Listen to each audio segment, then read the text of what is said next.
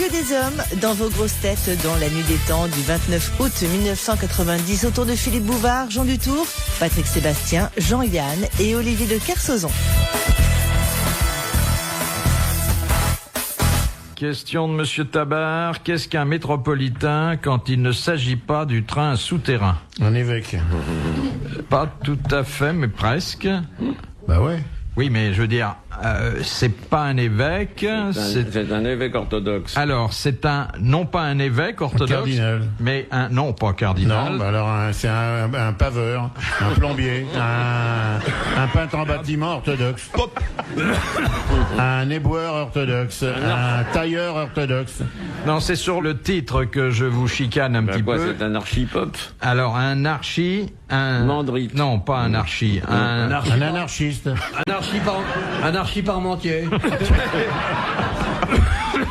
Non, vous avez dit évêque et c'est pas évêque. C'est Archevêque. donc un archevêque orthodoxe. Bonne réponse de Jean Dutour et du chouchou.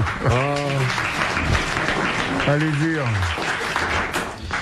À l'épuisement, on va l'avoir. Question de Madame Rudy. Qui fut assassiné par Park Chapman en décembre 1980? Lincoln. Non, 1980. 80? Oui, en 1980. C'est récent, ça. Chapman. Oui, Américain? oui. Ah, ça doit c'est plus tard. être un des frères Kennedy. Ah non. Non. Pourtant, la devise, c'est pas se laisser abattre. C'est la devise des Kennedy, ça. Ouais, En 80. Ah ben c'est Reagan qui a pris un petit coup dans le pied. Non, Ils l'ont pas raté. C'est pas Luther King. Plutôt Luther King. Été assassiné. Ah, Lennon. assassiné, vraiment. C'était Lennon. John Lennon. Bonne réponse de Patrick Sébastien. Et dès que c'est pas de la littérature et de la culture. Hein. Qu'est-ce qui est jaune, qui a les yeux rouges et qui dort tout seul? Yoko Ono. Quoi donc? Qu'est-ce qui est jaune, qui a les yeux rouges et qui dort tout seul? Yoko Ono, sa femme. Question de Madame Tolson. Que signifie PGCD? On dit le PGCD. Le plus grand commun diviseur. Le plus grand commun diviseur. Bonne réponse de Jean Dutour. Alors ça, messieurs, vous pouvez toujours vous aligner. Mais on s'aligne d'ailleurs, il n'y a qu'à voir. Nous, quand il est là du tour, on s'aligne. Alors on est là, aligné pendant des heures. Et lui, on il dit attend dans l'alignement. plus petit commun dénominateur, plus grand commun dénominateur. Oh, je crois le que je vais me taire BCBG, parce le que- bon grand commun dénominateur. Je vais me taire parce que je les aime, mais ils sont en train de me détester. Là. Pas du tout. Pas du tout. Ah non, ça nous bon, détend un très peu et ça nous repose. Ça nous pas repose, que- surtout. Ouais, D'habitude, il y a des gonzesses qui n'en ramènent pas une. Alors, il faut qu'on fasse tout. Alors. On n'a rien à foutre de répondre, on n'est pas payé là-dessus, hein, donc. C'est vrai. Vous sauriez plutôt... Répondre, c'est le plus facile, au fond. Non, vous répondez parce que d'abord ça nous est très agréable d'avoir un porte-parole de votre qualité. Pour dire ce qu'on pense. Puis nous, on apprend plein de trucs. Ouais. Est-ce que vous vous en souvenez de tout ce que vous entendez ici? Le problème, c'est qu'on n'a pas tellement l'utilité dans la vie, nous, de ça. Non, non, absolument pas. Vous Ça comprenez, sert strictement à rien. Alors, il y a des trucs qu'on retient comme ça, deux, trois trucs. PGCD, c'est dur à placer en plus. Oui, déjà. Bon, maintenant, je vais dire, il était sympa, le mec, il était très PGCD. Chez moi, je me souviens de ce qui est dit ici. Dernière question. Salut, bonsoir, à la prochaine fois. Ah ouais. De Monsieur Grandrue. À l'époque où il était ambassadeur de France à Tokyo en 1921, Claudel. pourquoi Paul Claudel dut-il réécrire complètement la troisième partie du soulier de satin? Bonne question. Parce qu'il y avait eu du beurre dessus. Avec un nom pareil, c'est normal, il mettait du beurre partout. Sur le soulier de satin. Heureusement qu'il n'y a pas la paire. Alors, il est donc en poste à Tokyo, diplomate. Oui. Nous sommes en 1921. Voilà. Parce qu'il y a un japonais dans la... Non, c'est pas ça. Est-ce que ce qu'il a écrit a disparu? Oui, comment? Dans le Brûlé. tremblement de terre. Dans le tremblement de terre. Bonne réponse de l'académicien et de l'amiral.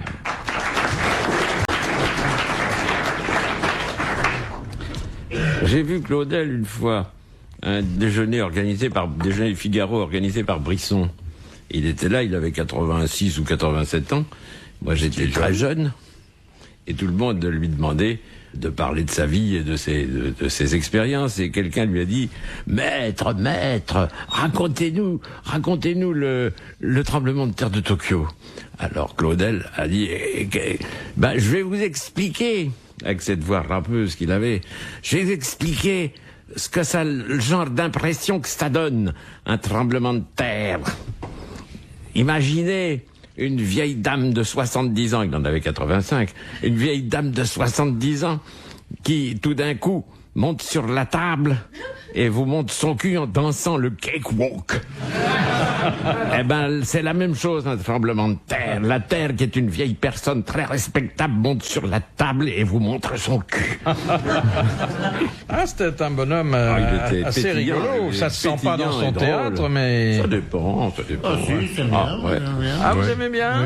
Oui, Tête je d'or, en c'est lis drôle, souvent hein. le soir. Oui. Beaucoup. Non, c'est vrai. Non, mais Proté, je c'est trouve très que c'est rigolo. pas fait pour être joué, moi. Oui, Le je Claudel, suis c'est assez- fait pour être lu, c'est pas fait pour être joué, parce Ouais. que... Beaucoup de théâtre, c'est le bon théâtre qui est fait pour être lu, et le mauvais pour être joué.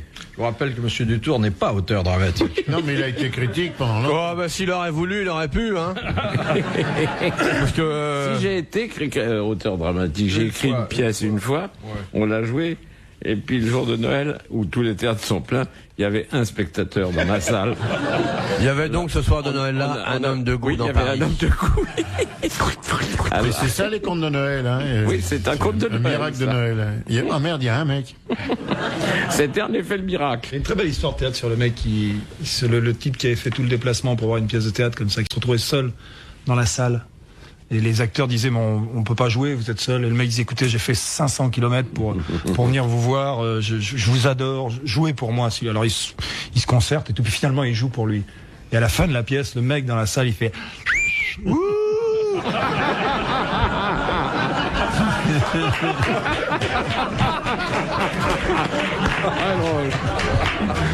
Syndicalement, les acteurs ne sont pas obligés de jouer quand sont il plus y a nombreux. plus de monde dans la salle que sur la scène. Quand il y Ça a arrive. moins de monde dans la salle.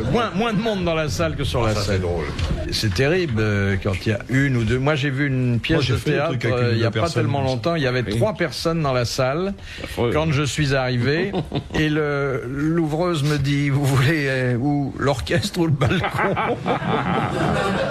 Alors je suis monté au balcon parce qu'il y avait personne. Ça meublait un peu.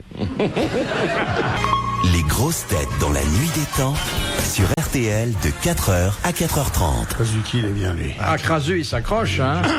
Qu'est-ce qu'il a dit ces temps-ci, Crasu? Bon, ici, Tonti n'a pas dit grand-chose, mais on va pas non plus tout le temps faire chier les gens qu'on a aidés à voter pour qu'ils y soient. Mais non, mais ah non, il y a eu un truc fabuleux que j'ai passé dans l'émission, là, le chèque qu'ils lui ont remis, là où il n'arrivait pas à lire le montant. Là. Ah oui. Il a mis 3 plombes pour lire le montant qu'il y avait sur le chèque. Alors, ça fait 100 000 francs. Mec à côté, il dit non, ça fait 10 000. Alors, 10 000. C'est un sketch. C'est lui qui discute des salaires. Il paraît c'est un spécialiste de Shakespeare, on va dire. Et de Il y a l'opéra. beaucoup l'opéra. L'opéra. Et moi, on m'a dit que c'était un stendhalien, un belliste virulent. Ben alors, moi, on m'a dit Shakespeare. Ah non, le ça fait déjà Stendhalien, 3. c'était l'autre, Andrieux. Ah, entre Dieu, oui. Oui, Mais oui. on m'avait dit aussi que Krasuki l'était peut-être par contagion, non? Ah non, mais j'aime bien la littérature. Hein. J'ai même écrit un bouquin policier qui n'a pas marché. Il s'appelait L'assassin était à la poche 20.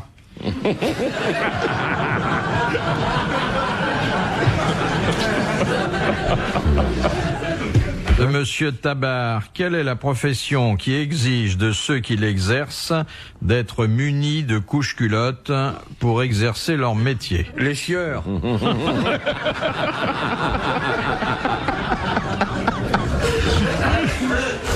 Non, ceux qui s'occupent dans le nucléaire, là. Les mecs qui risquent d'avoir peur.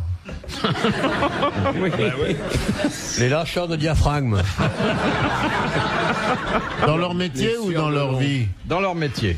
Bon, dans leur vue, sur Mais aujourd'hui, là, Oui, Ben non, parce que des Et fois... c'est des adultes. des adultes. Oui. Bon. Et c'est pas n'importe qui, hein. Apesanteur, ceux qui sont en apesanteur, les cosmonautes. Les cosmonautes et les astronautes. Ah, bah, Bonne forcément. réponse de Jean-Yann. Je me demandais toujours où ça allait, ça. Je me demandais toujours où ça allait, ces trucs-là, oui. dans l'apesanteur. Avec le Si ça flotte dans la cabine, hein. Ouais, c'est aspiré en plus. Ça peut faire un masque de beauté tout d'un coup si vous le prenez. Ah tiens, bah c'est Marcel.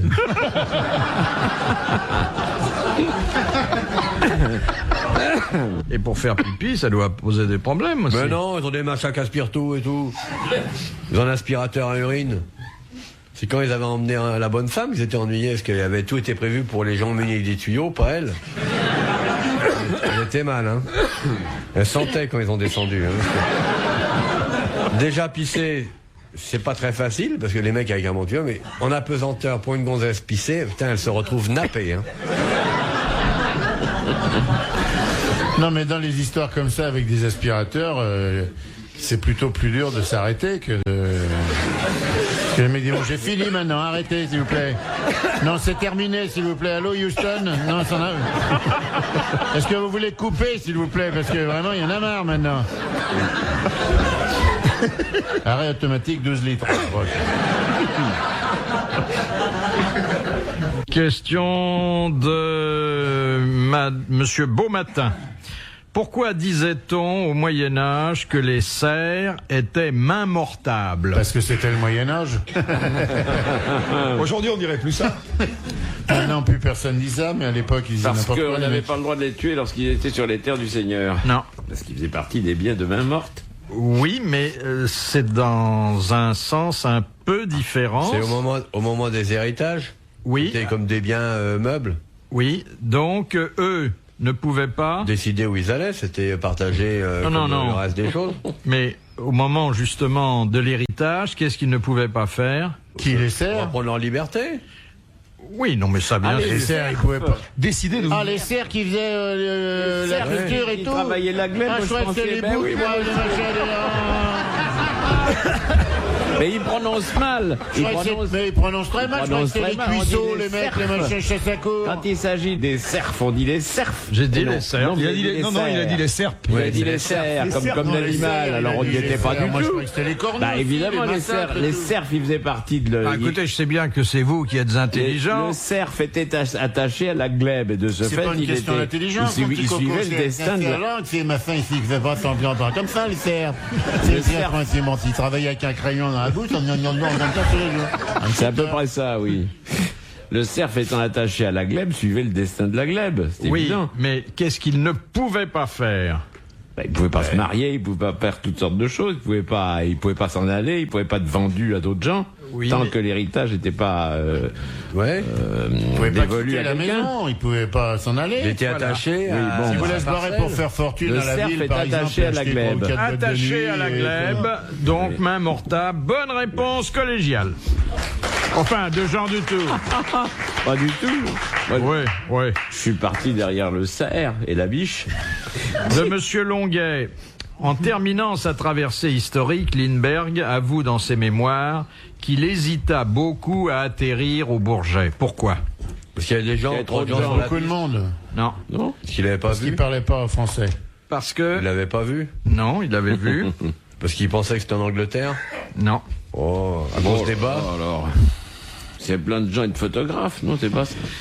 Non. Non. Il y a quelque chose qui lui faisait redouter de se poser. Il y avait du vent, Non. il y avait la Tour Eiffel, Il y avait des gens sur la piste. Bah oui, beaucoup. Oui, même. plein. Ben, rien que ça. il pleuvait, Non. Il neigeait. c'était le 14 juillet. Il y avait des mecs qui envoyaient des pétards, il allait en prendre plein le pif. C'est le jour de l'ouverture de la chasse. Non. Il y avait plein d'avions dans tous les coins.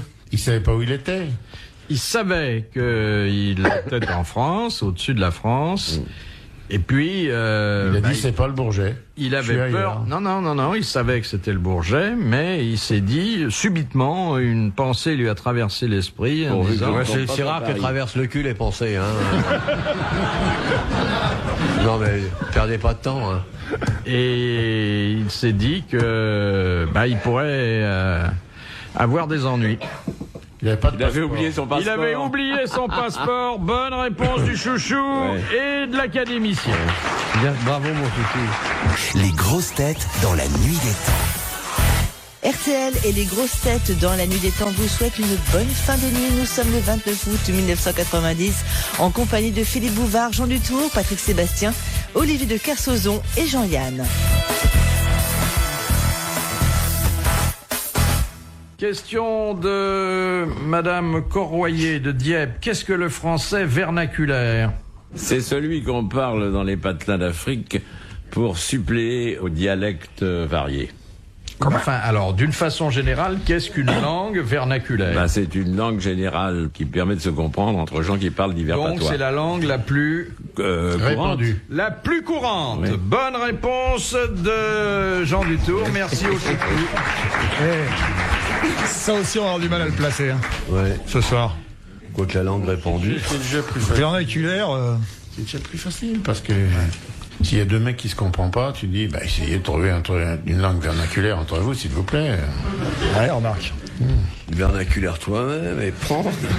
Quoi, tu m'as traité de vernaculaire et toi et tout, claque ma main dans la gueule. Enfin, bon, Ça peut servir plus que... c'est quoi se retrouver au news, ça? Vous croyez qu'il faut dauber comme ça sur la culture?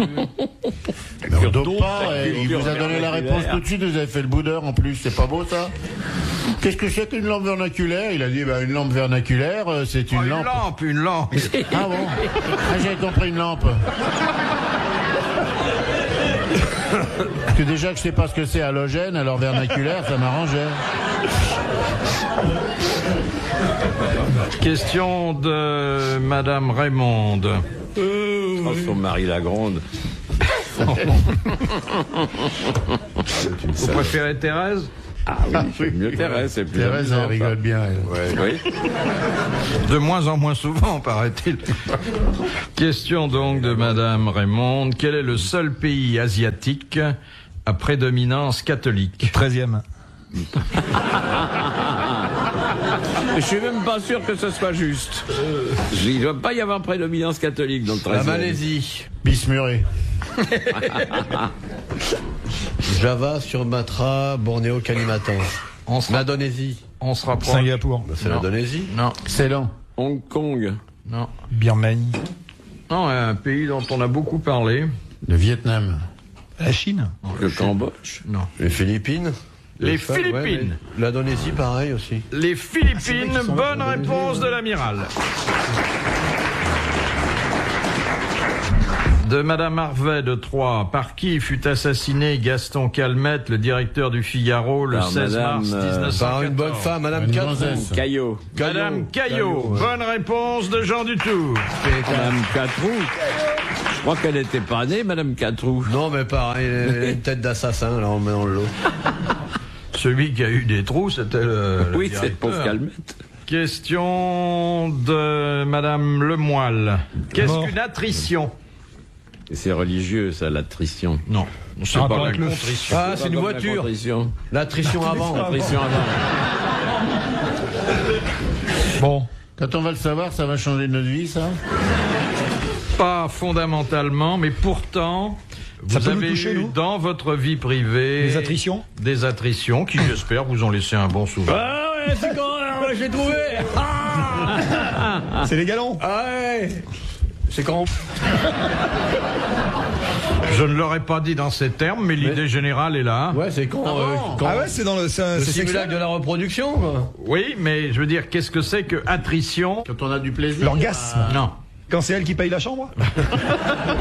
Plaisir, hein. C'est la pénétration du corps étranger. Non. C'est au moment de l'accouplement. Oui, oui, ça. Oh oui, oui. oui, oui. T'as vu comment il a fait? Oui, oui. Ah, il a fait ça bien, vraiment. Et puis avec, Bon, bah, c'est pas une bonne réponse, que j'ai dit, là. Ouais.